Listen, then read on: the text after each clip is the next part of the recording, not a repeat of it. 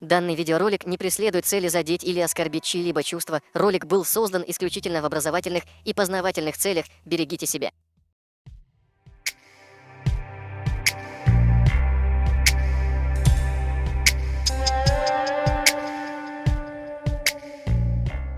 Мы сегодня покажем вам разницу между закоренелым чеченоненавистником из числа ингушских псевдопатриотов и наших братьев Арсхой. Как говорится, почувствуйте разницу сами.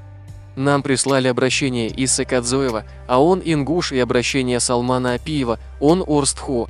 Итак, начнем с ингушей. Иса Кадзоев, обращение Грузии.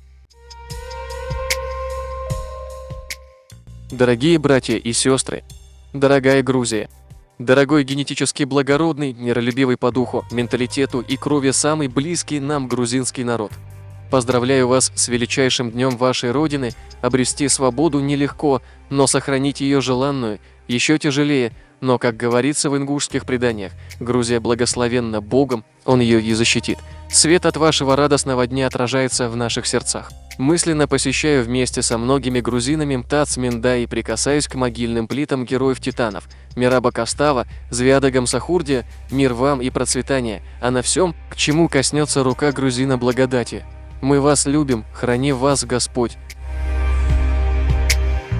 А теперь давайте зачитаем вам обращение Орстхо Салмана Апиева к войнахам.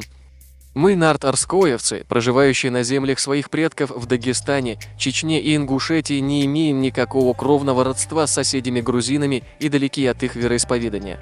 Самым близким по вере, по духу, менталитету, крови и генетически благородным для нас является чеченский народ. Это и то, что мы, отдельный народ, подтверждается лучшими и почетнейшими предками ингушей с приложением перстных своих печатей и официальным представителем России акте в присяге ингушей. Российская империя от 22 августа 1810 года в пункте 5.